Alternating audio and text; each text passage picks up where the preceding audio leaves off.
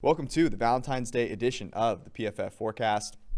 We're going to save the Valentine's Day well wishes for the end of the pod. What we're going to do at the top is we're going to talk about wide receivers, why it's important, maybe more important than we thought to have a wide receiver 2 and a wide receiver 3 that can do a few things. We're going to look at Super Bowl and MVP futures, which ones we'd want to bet now. And then we're going to do something new. We're going to guess not the lines, but the win totals for two divisions, the East, the NFC and the AFC East. It's going to be a lot of fun. Let's rock.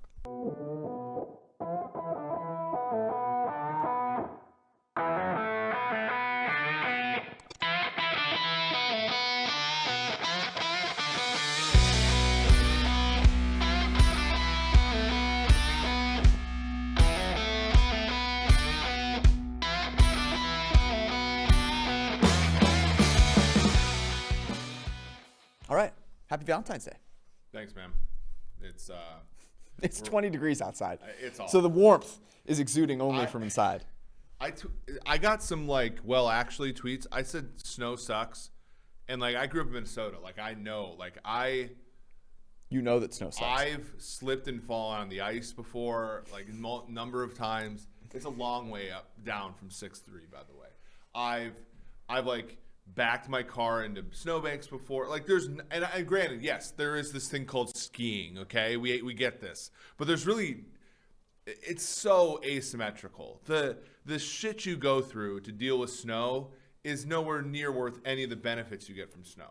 There's nothing good about snow. And my kids, and now I'm older, my kids had a snow day Tuesday. Now I'm at home with the kids. I can't work It's worse. because I can't freaking hear a damn thing. So tell me the benefits of snow, George. I can't. Now, you grew up, it snows, it's not like some winters you get less snow. I know that it's snowing here, but in Minnesota, you get snow every single winter. This is the first time I've shoveled anything since moving to Cincinnati. Right. And people think of Cincinnati as a Midwest town. It is, but it's not anywhere near the Minnesota, even Fargo, North Dakota, where I went to college, all that kind of stuff. It's all the time there, and it still sucks. It sucks all the time. And the worst part is growing up there, the threshold for a snow day is so much higher. You almost never got one. And then the now here it was a dusting on Tuesday, and they had kids. Well, here's the thing: when you live in a place that isn't used to having snow, the way that they handle it is so poor. Dude, so after our podcast on Wednesday, I tried to get an Uber. And the city had completely shut down because there was some snow. I could not get an Uber. So it's about a 20-minute walk back to my apartment, right? So I'm like, okay, I'm doing this. Now, the tricky thing is that when you're walking on, you can't really walk on snow. It's particularly walk fast, right? Because you're just going to, at some point, hit a patch of ice. You're going to tear. We called them, in college, we called them career enders. Yes. Okay, so you know me. My biggest goal is to get home, A, quickly, but B, not to fall. You know how much that would injure my my confidence. So what I'm doing is I'm doing this weird choppy jog in the middle of the street, okay? Now, I'm almost home, and my apartment is on a downhill, okay? So I knew this was going to be a challenge the whole way. So I'm like, all right, I just got to make it. I've got 2 blocks down this hill. I just got to be really concentrated on my footwork. I'll be fine. Chop your feet. Okay. So I'm chopping my way down. I'm about 3/4 of the way down, and I hit an ice patch. Okay. But heart of a champion. Athletes adjust. I am falling. Okay. But because I'm falling backwards and I'm on a downhill slope, I have a little bit of opportunity. So I jab my right arm back and stab the ground, and I'm just laying there looking like I'm breakdancing. I managed didn't count as a fall. I stayed up. I wasn't down by contact. I made it in without I remember, injury. Dude. Well, here I have so many snow stories. It's fucking awful. I don't really want to hear them I will say this though. In Cincinnati, not the combination of not being all that ready for bad weather and the Uber situation isn't look, we had impeachment hearings. This should be second. We should be doing a congressional hearing on this. I would like to do an entire show where people send us bad Uber stories. I tried to get an Uber back from the gym the other day because my girls were at dance lessons, and I live in a good sub. It took 20 minutes to get there, and the guy, instead of being able to find me in a mall parking lot, which is where basically like just said, "Oh, I can't find you," and like started the car back to my house so as to get the money. You hate to see it. All right, we'll do an episode on that. Let us know your worst Uber stories. Yeah. I could do this all day, but we're going to move on. You did some cool stuff other than gripe about the snow in relation to wide receivers. And this is kind of off the back end of looking at what happened in the playoffs.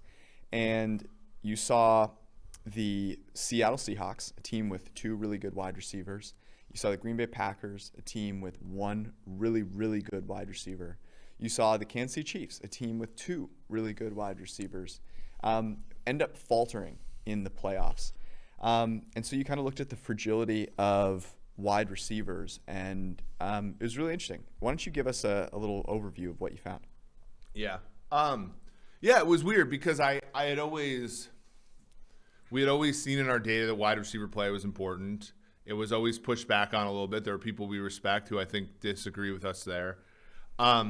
But, when I was watching the playoffs, I was thinking to myself, and we talked about this with the Packers and stuff, but it really showed out in the Super Bowl where you have Kansas City, who is 2 deep at wide receiver, if you count Kelsey as one. But after that, pretty shallow. And if a team plays 5-6 defensive backs all the time, they can double team those guys. And if they can get pressure, it really does come down to whether the third guys can defeat players. And what I saw in the data is that's absolutely true. And it's true going all the way back to 2006 even. Your second best receiver in a game influences EPA more than your first best receiver. And then predictively, the first receiver, going into the game, so literally the best graded guy, does not influence the game as much as the second, third, and fourth receivers. And the change exacerbates in the playoffs. Basically, your top-rated receiver has almost no influence over your EPA per play in the playoffs in the passing game, which tells me that once you get into the playoffs, you're facing teams who are pretty good at taking away your first option. And so if you think about that, okay, we're looking forward here. Should Kansas City have traded up for Henry Ruggs? Should they have, at the time that was sort of a thought. But Henry Ruggs is bad. That's what we have to remember. After 1 year, we know he's bad. We know he's bad. They signed Sammy Watkins, and everybody was like, well, he can offer plus play in the playoffs. So that's great. But was he really reliable? I mean, that's really what you have to look at. No, he played like 19 snaps, wasn't reliable at all the other day. McCole Hardman, the Chiefs wasn't for lack of trying. It was just that their tertiary and below receivers just didn't produce. Green Bay, it was almost for lack of trying. Both those teams are the left tackle out. Usually you'd be able to curb that with plays to, your receivers quickly. But Tampa Bay was also smart enough. I mean, you look at Tampa Bay has drafted 7 defensive backs in the top 4 rounds of the last 3 drafts. And so, when a team, and we saw this again with LA, we'll see it with the Chargers too, when they play coverage first, sort of sort out the front end second, then they can sort of match you up, 2 players on Kelsey, 2 players on Hill. And it really, if your front 4 can win in any sort of, respectable manner, then you need those third and fourth options. So when you look at the free agency this year, you look at the draft, I don't think there's a team in the NFL that doesn't need a wide receiver. So a lot of stuff there. The first thing that I thought that really stuck out to me was the difference between the regular season and the playoffs, because the goal for all these teams that are good to very good to potentially great is simply to win a Super Bowl. But often we'll look back at the regular season and we'll go, oh, this team was 13-3, 14-2, and therefore they should be a Super Bowl contender. It's like, well, it's a different game in the playoffs, to the point where the Green Bay Packers with Devontae Adams were unstoppable offensively, highest EPA per pass play in the league. And then when it gets to a game against the Tampa Bay Buccaneers, that scheme, highlighted by Todd Bowles, I think it emphasizes the importance of a defensive coordinator here, was able to shut him down. And you saw, I think this was the thing I wrote down from reading your piece. So the drop-off in correlation between wide receiver 1 entering a game, their grade, and EPA per play in that game, in the regular season is 0.15. In the playoffs is 0.06. And that is a massive drop-off. I mean, a massive drop-off. Yeah. And so if you're thinking about trying to win a Super Bowl, and you look at some of these teams, and you look at the Packers, you look at the Seahawks, you look at the Chiefs, and even at the Bucs, who have both Antonio Brown and Chris Godwin are free agents, Like, I think you're right. I legitimately don't think there is a team out there that doesn't need a wide receiver. And this is a great year to need one because there's tons of wide receivers in free agency and there's tons of wide receivers in the draft. This wide receiver class might be better. Mike Renner said he thinks it's better than last year's class. Yeah. Well, and Tampa shows you exactly the sort of mentality you need to have. Like, look, there were perturbations to Tampa's system. O.J. Howard's a first-round pick, bust. But they play him as the secondary tight end to Gronk. He gets hurt. What do they bring up? They bring up Cameron Brate, who is a starting caliber tight end in the league as their second option. Gronk, obviously, they don't settle there. They have Godwin, Evans, right? They don't settle there. They go get Antonio Brown. Antonio Brown's hurt for the NFC title game. Who steps up? Scotty Miller. Tyler Johnson made a huge catch against New Orleans. And again, like, this is just a situation where you need players sort of up and down the roster who are going to perform. They don't have to perform at starter caliber, but they can't just have duds in big games. Like, Mecole Hardman can't not track the ball, right? And Kelsey dropped a pass. I think Hill didn't have a great game in the Super Bowl, but you need some of those secondary guys to step up.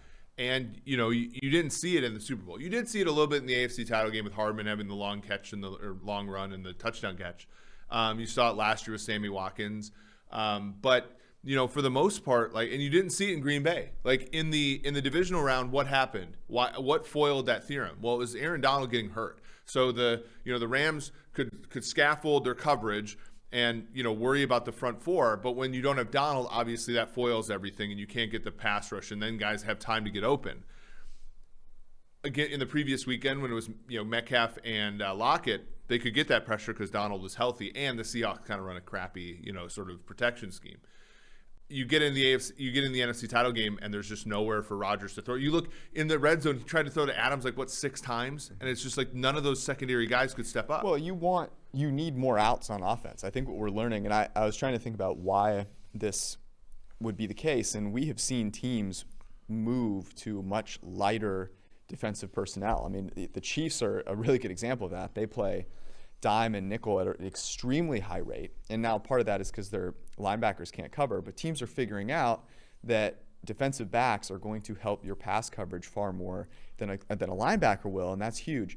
So if we look at the free agents, our free agent rankings on PFF.com, Chris Godwin, Allen Robinson, Kenny Golladay, Will Fuller, Corey Davis, Antonio Brown, Juju, Curtis Samuel's an interesting one, Marvin Jones, even all the way down to Nelson Aguilar and your boy Sammy Watkins. What are some options for some of these players that you like? Well, it sounds silly, but a team, and people are talking about how Bakhtiari, sort of restructuring his deal was maybe putting them in position to get J.J. Watt. I think it's probably trying to put them in position to get Allen Robinson. Try for him. So would you if you're the Packers, would you rather have Allen Robinson or Will Fuller? I'd rather have Allen Robinson because I know that he can be reliable, dependable. Will Fuller is a great, I don't know. This is silly because I obviously think they're both great, but Will Fuller is not dependable at all. Yeah. But don't you think you can get him at a much cheaper price? Much cheaper? I don't know. Because Fuller, we project about a $4 million difference. Are people going to be, and you can see all of this, by the way, at PFF.com. Yep. But, Fuller has the PED thing. He has the injury situation. He's never played a lot of snaps. But isn't Allen Robinson, if you're the Packers, do you actually need a speed guy? That's kind of what people feel they need because Devontae Adams is such a diverse wide receiver and he'll run short and intermediate routes. He can go deep as well, but that seems to be the way people think. Whereas I actually think speed might be an easier thing to fill. What they really need is someone that can get open consistently, and that might be Allen Robinson. Yeah, and Robinson and Golladay, 3 and 4 on our rank for PFF free agents. That's kind of the ding on them both, right? Is they're both kind of contested catch guys. Mm-hmm. And you wonder if that is repeatable consistently. Golladay had a terrific year in 18, followed it up with an even better year in 19, I thought. But like, you know, when you're plus you have the injury stuff, but you have the inability to separate the jump ball kind of stuff, that makes you a little bit worrisome. What about so when you're looking at some of these teams, you're looking at Seattle, for example. Let's say Seattle. By the way, I found a really funny quote. So Marty Schottenheimer died on Monday, I think. I was watching a playoff game he was coaching, and he kicked a field goal on 4th and 1 from the 1 yard line to go up 10-6. And I read a this is worth it. I read a Los Angeles Times article where they asked him why. He was against the Raiders, who were in LA at the time. And they go, "Why'd you kick?" He goes, "Well, the day before I gambled. I was playing a video game with my son Brian, and I gambled and I missed." That's incredible. That's incredible, isn't it? Do you think he was actually being serious? Because I could see him being like, "I'm gonna fuck with this guy." And Yeah, I mean, story. Like but it also doesn't surprise me at all. It wouldn't. I'm making fun of Marty because obviously, like he's like 7th all time in wins. Like he's unreal as far as a coach. But I found that to be the most hilarious thing I saw all week. And he mentions his son Brian, that's so good. The Seahawks coach. But no, I mean, like if you're like, let's say you are the Seattle Seahawks. There's a ton of problems with that team. How many of them get covered up by just like signing Juju Smith-Schuster? 0. So to me, that's the one player I'm not signing. So you don't think he's very good? I don't think he's very good. That's not really all of it. I think Juju's fine, but I don't really understand where the love is for Juju, especially because, so 70 PFF grade last year, 42nd among wide receivers in WAR. The year before, he was 103rd. In 2018, he had a good season. He was 14th. But, it's really hard for me to pay an average slot guy like Juju. Yeah, I think that's really like the question because you're going to pay him $17 a year. Like that's a lot to me. Go draft a guy. I think it might be smaller than that though, because you look at and again, like our guy, Brad and company, they do a great job. I'm not saying that like I dispute this measurement. I'm saying that the cap's lower. Mm-hmm. There's wide receivers all day. Like I'm updating the odds to become a first overall pick. By the way, did you know that the implied odds for Trevor Lawrence have gone on 2% over the last like week?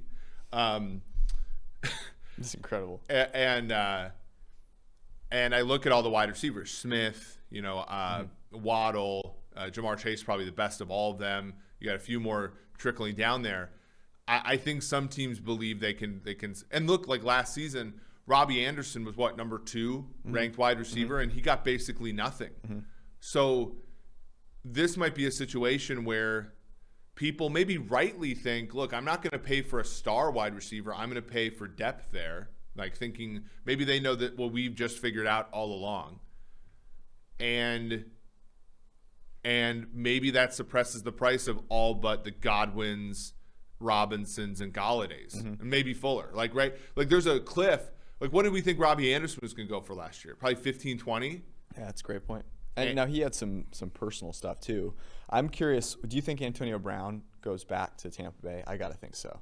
Well, it depends upon what they do with Godwin, but you have to think so. You have to think that, like... They're going to try and go for 2. Antonio Brown, like, think about, like, the NBA is sort of like this, right? There were some NBA players, like, that would just follow LeBron, right? Like, people are going to follow Brady. But what I think is interesting is Russell Wilson and to a lesser degree Aaron Rodgers speaking out, to me, is a lot about saying, look what the Bucs did for Tom Brady. Forget who made this point. It might have been Robert Mays, but that they're saying, look, I want you, meaning the team, to invest in my success and our success as a team the same way that the Bucs did for Tom Brady. So I think it puts a lot of these players at receiver in a kind of nice position, because there are going to be teams out there that are looking to win a Super Bowl and are like, I need this great wide receiver to be my third guy. Like, it would not surprise me if Seattle went out and tried to do that. It wouldn't surprise me if Green Bay went out and tried to do that, or if any of those took a wide receiver in the draft, because there are some really good ones. And we saw, we saw Justin Jefferson, Chase Claypool have an immediate impact. By the way, if you look, talk about Justin Jefferson. Justin Jefferson is one of my main thought processes about this research, which is Thielen, terrific season, Jefferson, an all-time rookie season, and that offense is still not good enough to make the playoffs with because their third wide receiver is Tajay Sharp and Chad Beebe. Yeah, that's a great point. You just need to give if you think you have enough weapons on your the Chiefs proved this in the Super Bowl. If you think you have enough, if you think you are throwing options out the ears at receiver, tight end, all that stuff, you probably need one more. Even Buffalo. No, of those there isn't. I don't think there is a team, especially given that the Bucs have their two of their best three guys as free agents. You said it perfectly. There isn't a team that doesn't need more good wide receivers. Similarly, doesn't need more good defensive backs. By the way, your article up on PFF tomorrow, the free agency rankings up on PFF right now, and the draft guide where you can check out all of the soon-to-be NFL star wide receivers. I just found this the most the way to light your money on fire the quickest is to bet Kyle Trask 25-1 to be the number 1 overall pick. He's 25-1. I can't think of a more insulting offering than that. Who's betting on that? Do you think there's a single person? I don't know. All right, we're going to talk about some Super Bowl futures here, but first, want to remind everyone that college basketball, the madness is not until March, but that doesn't mean that the fun has to wait until then, and that's why you can go to DraftKings Sportsbook, America's top-rated sportsbook app, right now. It's giving all new players that use promo code PFF a chance to win $100 in cash. New customers can bet $1 on any team to hit a three-pointer in any basketball game this week. And if your team makes a three, you will win $100. Use promo code PFF when you sign up and get that deal. The NBA is shooting threes at a ridiculous rate, so I'm sure you can make it happen. Of course, there's all these other good things that you can bet on, including Super Bowl futures. We're going to talk about these in just a second. You can also bet on MVP, conference winners, and division winners at DraftKings Sportsbook, plus hockey, soccer, the whole deal. They've paid out over $7 billion to its customers since 2012. So, look, they're pretty reliable. Go to DraftKings.com, use promo code PFF, and get 101 odds when any basketball team hits a three-point shot. Only at DraftKings Sportsbook. You must be 21 or older, New Jersey, Indiana, Michigan, or Virginia. Only new customers. Only restrictions apply. Winnings paid out in 4 $25 free bets. See DraftKings.com/sportsbook for details. If you have a gambling problem, call 1-800-GAMBLER or in Indiana, 1-800-9-WITH-IT, or in Virginia, 888-532-3500. Okay. Super Bowl futures. These are on DraftKings.com. I'm going to read these out here. Chiefs plus 525, Bucks 9-1, Packers 10-1, Ravens 12-1, Bills also 12-1, Rams with Matthew Stafford now 13-1, San Francisco 49ers 14-1. That's interesting. Cleveland Browns and New Orleans Saints are 20-1. Seahawks 22-1, Colts 25-1. So are the Dolphins. Titans are 28-1, Dallas 30-1, along with the Chargers and the Steelers. Patriots are 40-1, the Cardinals are 40-1, the Panthers 50. Vikings also 50-1. I'll let you start.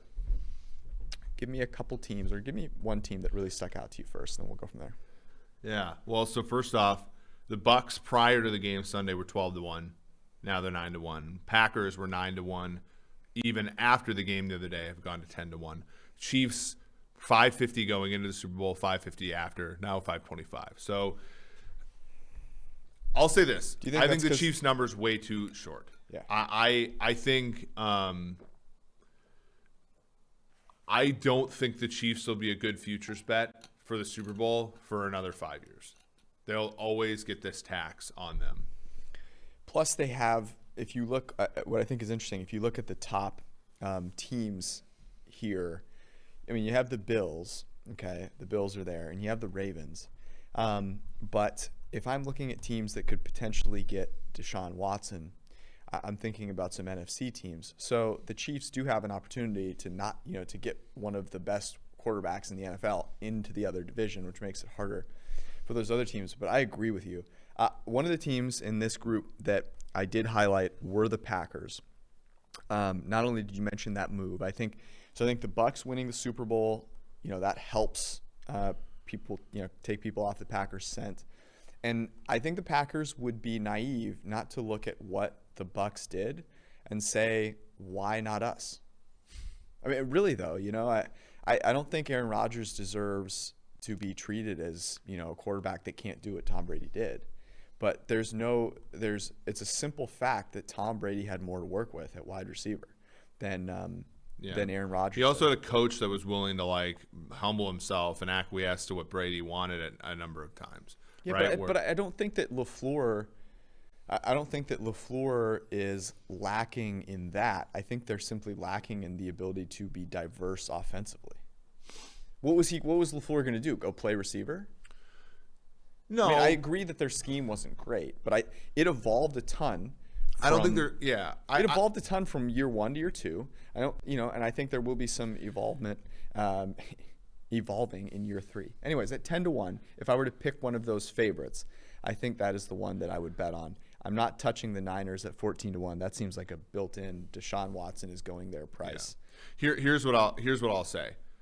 I think there's a couple things. I think the fact that Aaron Rodgers didn't know they were going to draft Jordan Love, and I think Aaron Rodgers not knowing the fact they were going to kick a field goal at the end of the NFC Championship game are two things where there's no way Brady didn't know any of that shit.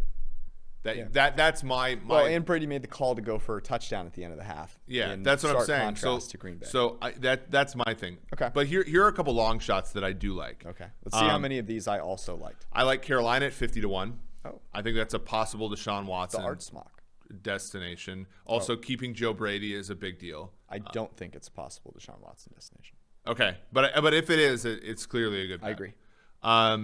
I also like Denver at 66-1 for the same exact reason. That is one that I like. I also like the Jets at 80-1. I don't think that Deshaun goes there, but 80-1 is too good of a stab. If he does go there, then they are immense. Yeah, they're immensely more valuable than that. You should. Let me give you a strategy and tell me what you think about this strategy.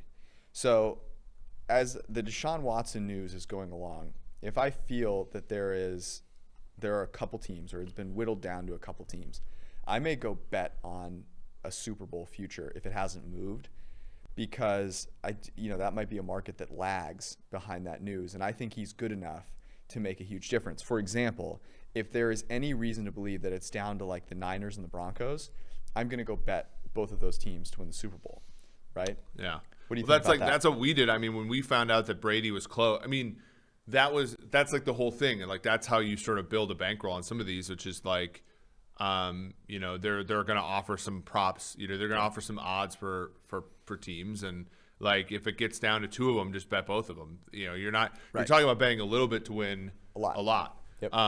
Okay, let me give you. So I have some long shots that you did not mention, and I know you're going to know one of them. You have to know what one of them is. Okay. First, I have two teams that I like based on potential Deshaun Watson destinations, but also because I just believe that they actually are pretty good teams to begin with. The Miami Dolphins are 25-1. Now, that price isn't great. I think there is a little bit of maybe they get Deshaun Watson built in, obviously. But if they do get Deshaun Watson, they would certainly be worth well above 25-1. And then the Washington football team is 66-1. Washington football team is good. Yeah. They have some really good players. Offensively, Terry McLaurin is fantastic. They have actual depth at wide receiver. They need more, obviously. But Sims can play a little bit. Antonio Gibson can catch the ball. And then defensively, they're nowhere near as bad as I think people expected them to be. Now, that'll regress a little bit, but the fundamentals are there for them to be solid. 66-1 sounds great. And then my last one, which I know you will love, the Atlanta Falcons, the Atlanta Falcons, the PFF Falcons are 60-1. They are going to potentially an offense that is worlds better than it has been before. Mm-hmm. And we saw what this team was able to do when they had a really solid offensive scheme with Kyle Shanahan. They were fucking amazing. So if I'm looking for an offense, and I think we're going to talk about this maybe here in a second with MVP, to explode this season that is flying under the radar, to me it's the Atlanta Falcons. And well, so not only that, I'll jinx it for everybody. Not only that, but Carolina might not be any good. Mm-hmm. Tampa might fall apart. Like I made this comparison, and I said it to our friend Timo, which, like obviously I think was a mistake because he doesn't follow baseball, But I said the Bucks are sort of like the Miami/Florida Marlins. Yeah. They won 2 Super Bowls, and then in many ways sort of fell apart all around. There's like a chance that the Bucks fall apart. Like Brady's arm falls off, and they don't get Shaq Barrett, they don't get Godwin back. Except Mike Evans hits a wall physically, et cetera, et cetera, et cetera. Well, I wouldn't even say all of those things. Like I think Brady can still be fantastic, but they were healthier at the end of the season than just about any team, and I think that regresses a little bit. But and then New Orleans is going to be starting Jameis Winston in all likelihood. So the division is there for Atlanta to take over and win for the first time since 2016, which was the last time they made the Super Bowl. So I love the Falcons 61. You're welcome. Okay, MVP. Let me. This one's hilarious. This is pretty funny. Okay, I'm going to read a few. Patrick Mahomes 5-1, Rodgers 8-1, Allen 13-1, Wilson also 13-1, Stafford 15-1, Brady 16-1, as is Lamar Jackson, Dak Prescott 17-1, as is Deshaun Watson, at 18-1, Justin Herbert and Kyler Murray, and then we have Ryan Tannehill at 25-1. Can I read you a list of names to dispute the Justin Herbert number? Mm-hmm. Okay, let me just read these for you. Daniel Jones, Dwayne Haskins, Baker Mayfield, Sam Darnold, Josh Rosen, Lamar Jackson, Mitch Trubisky, Jared Goff, Paxton Lynch, Marcus Mariota, Blake Bortles, Johnny Manziel, Brandon Weeden, Andrew Luck, Blaine Gabbert, Tim Tebow, and Sam Bradford. Those are what is that list? 2000 first-round quarterbacks since 2010 who changed offensive coordinators from first year to second year. Oh, interesting. And the funniest thing is Manziel went from a Shanahan to whatever the fuck after him. But you look at that name, how many of those players have been successful? Lamar, Andrew Luck, you could count Bradford, maybe, count Mariota, maybe, count Goff, maybe. But none of these guys, and the Herbert thing's weird, right? Because he played extremely well for a rookie, but you throw Steichen out. Do you know who Lombardi got fired for? Jim Bob Cooter in 2015. That's the last time he's had a chance to call plays. And when they started 1-6, Jim Caldwell fired him for Jim Bob Cooter, and Stafford was great after that. Like the Herbert stuff, and I know this comes off as, oh, you're just hating because you didn't like him in the first place. Whatever. I'll take that. But there's a lot of shit that when you're hanging, and I get the whole 18-1 thing, it's second-year player, blah, blah, blah. The simple point on this is that this is all about momentum. The market loves Justin Herbert. Why? Because he's young, he played well, he has a lot of splash plays, plays in Los Angeles, just won Rookie of the Year. So there is a lot of ancillary things that are not based on real data that are why he's 18-1. And I love Justin Herbert. I really hope that he plays better from a clean pocket next year, and if so, I think he can, get back to or get close to that same level of production. But this year he was better under pressure than he was from a clean pocket. Yeah. So I would be nervous about that. He also averaged just 6.8 yards per pass attempt without play action. Yeah. He's just an average quarterback in many. So we're cases. not betting Herbert at 18-1. No. Who here would you place your first bet on? I think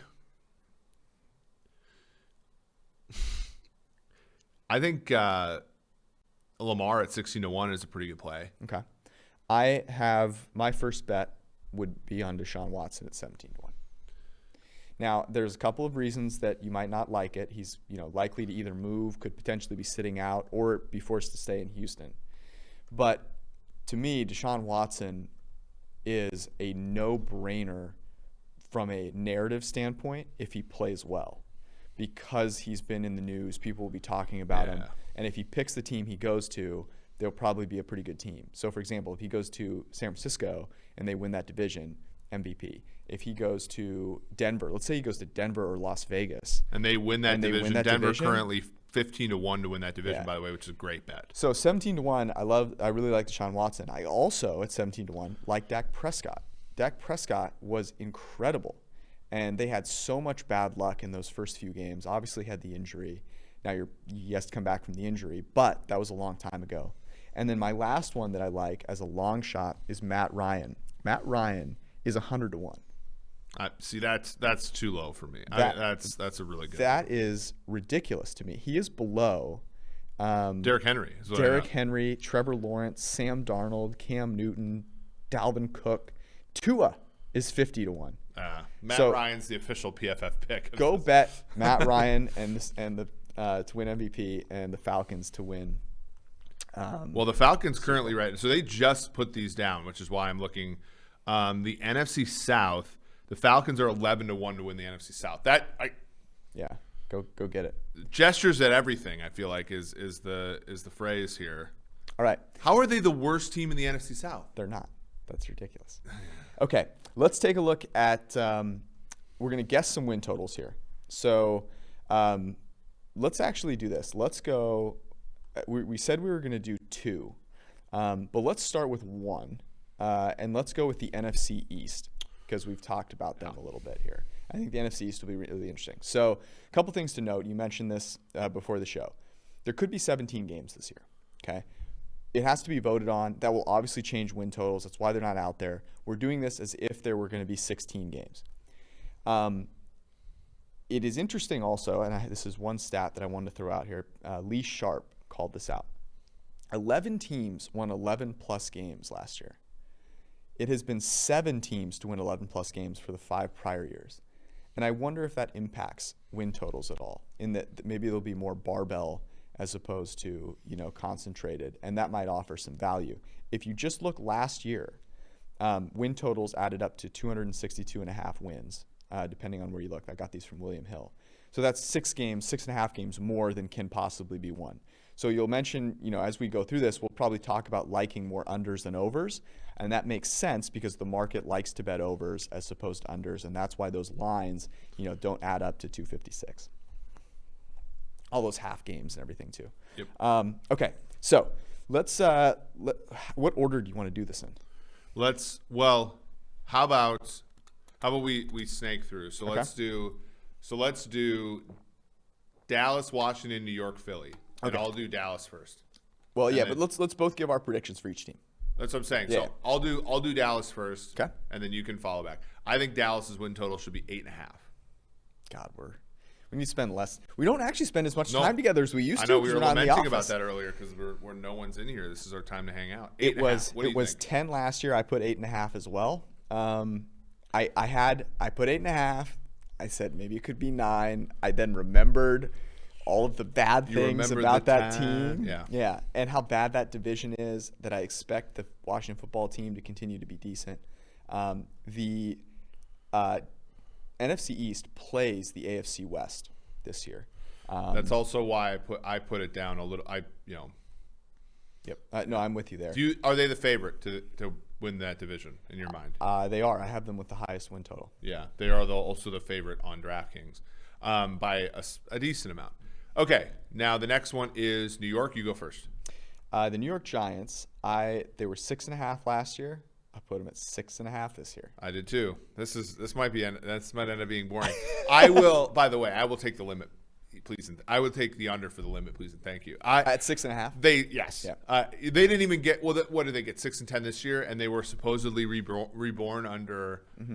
By the way, who is liking this Houston Texans thing more than Joe Judge?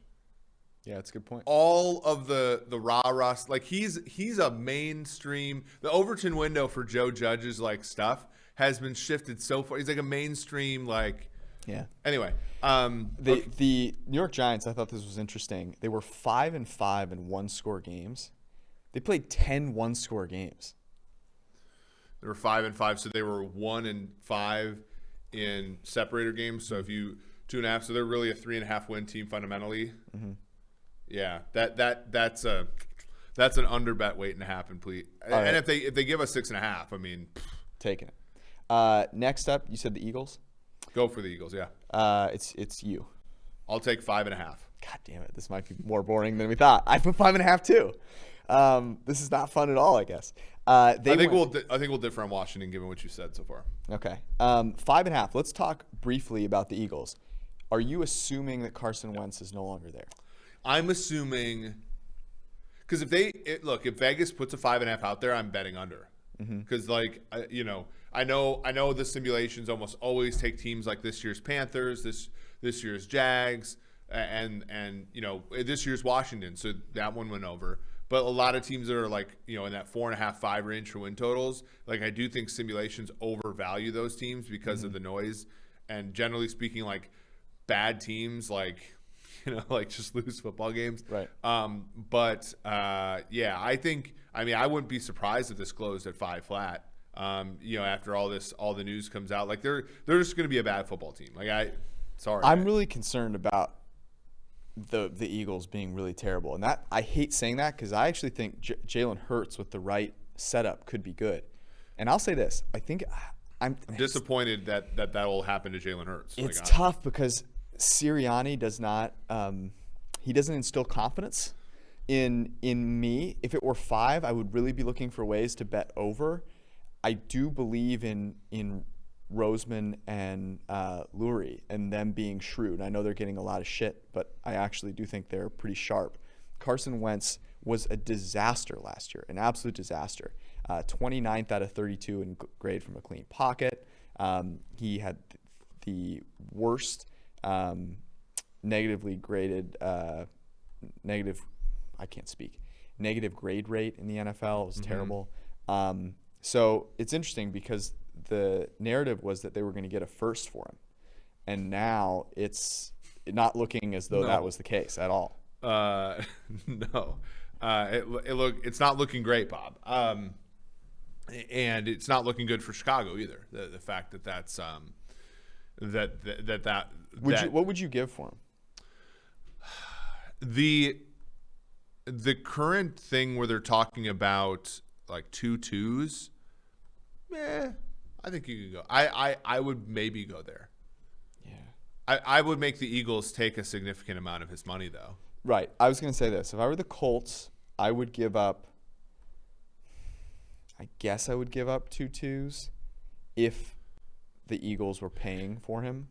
I mean, what's your other? Would you rather have Sam Darnold or Carson Wentz? Carson Wentz. Well, I'd rather have Sam Darnold. No, here's the thing with Darnold that I want to stay consistent. The thing with Darnold is you can get out from that relatively quickly. Mm-hmm. The problem is what's the bar from which you'll get rid of him?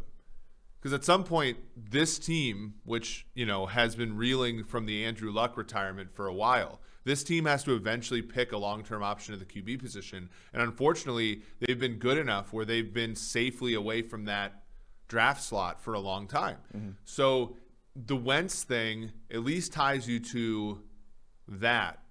But it ties you to that. That's the problem too. Darnold gives you an out in which I can, I'm not all that confident that the team is going to like fully buy into him, which I think you do need to because he's like a fragile like colt. Yeah, but Carson Wentz is literally also fragile. That's what I'm saying. Like he's a yeah. So I don't know. I think my thought is that Frank Reich could really do some nice things with Sam Darnold. And but what's true about Sam Darnold that's not true about Wentz?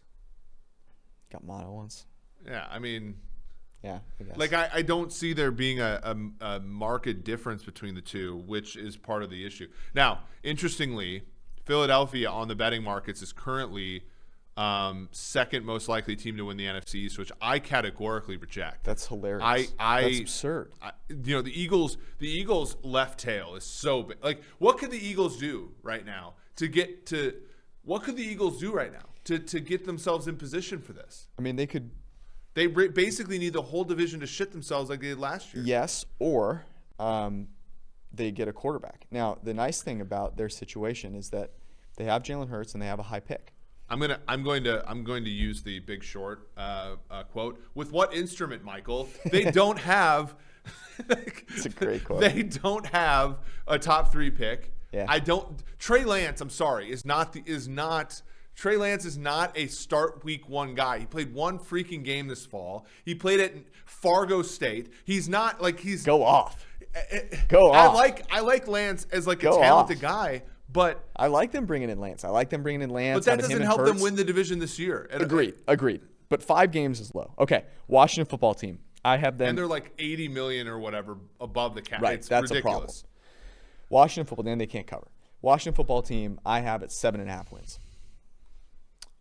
We disagree here. I have them at 6.5. Wow, a full win difference. Here's why. Defense regresses. Yep. So right now everybody's making the Ronald, like their defense literally last year got a career year out of Ronald Darby. Yeah, best defenses in EPA per play allowed. The Los Angeles Rams in first, Pittsburgh Steelers in second, Washington football team in third, Miami Dolphins in fourth. Yeah. The issue is, again, you can't hold that constant when you're talking about them. So let's say they're the 10th best defense, and they roll out some fruit basket upset of Taylor Heineke, Alex Smith, and which Allen is it? Kyle Allen, right? If they do that, turn the lights off. I can't. You can't win with that. They went 3-5. So here's my reasoning for 7.5. They won 7 games last year while playing Dwayne Haskins at quarterback and Kyle Allen for a period of time, and they were 3-5 in close games. And so if they get some stability at quarterback, and they are going to regress defensively, but they're still going to be a pretty good team. 7.5 is where I think it'll land. I would be tempted to bet the under there, but I don't see this going below. I hate this 7, because 7.5. I really do like Ron Rivera as a coach, and he seems like a great human being. If the market puts 7.5 as the win total for Washington, and they go over that, I might be homeless because it's. I also think I also bumped it. I also have it at 7.5 because I think there is a chance they could make a Deshaun Watson play. And to me, that's the one out here because they don't otherwise have on offense. They have one good receiver and they have a bunch of guys who are okay, guys who are not embarrassing. The Sims brothers, and then the tight end, the Logan Thomas, the guy that played quarterback for Arizona 7 years ago. They're not terrible there. They're not great on the offensive line. They're, and then on defense again, they're a front 4 defense, which once a team figures that out and goes after their secondary, I'm not all that confident that they'll be an elite defense next year. So.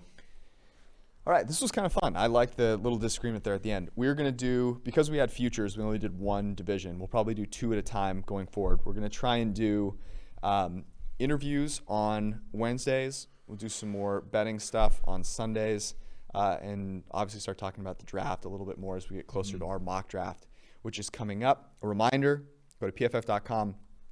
You're listening to this on Monday. The quarterback annual is out.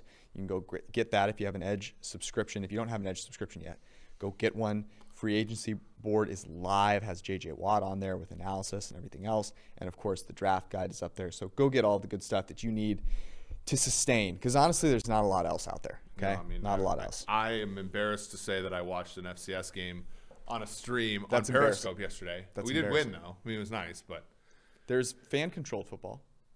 Oh, I did hear about that. Yeah, Manziel, was that his thing? Yeah, I could not bring myself to watch it. I didn't know it existed, so I'm If you ever want to laugh, anyone out there listening to this, we'll close out here.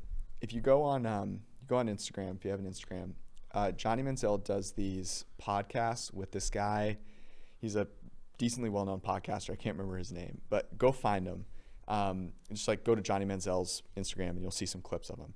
Basically, they're high as a kite, just talking about stuff, and it's absolutely hilarious. Some of the stuff that Johnny has to say is really funny and interesting, and it is a good time. I promise you will enjoy it. Can we talk about how hilarious it is that is considered? But it is funny. It's great content. Yeah. In fact, I watched a full 10-minute video about Johnny Manziel saying that talking about the first time that he met Drake as a sophomore in college, and how he had to save up stipends to pay for a ticket to Toronto. And I'd go check it out. Save up stipends. Yeah. My God. It's incredible. I mean, all he had to do was call a booster. Let's be or real his family, honest. Or his family. Anyways, that's my go enjoy yourself piece of content. All right, that is the PFF Forecast. We'll see you guys on Wednesday. Thanks for hanging out. See ya.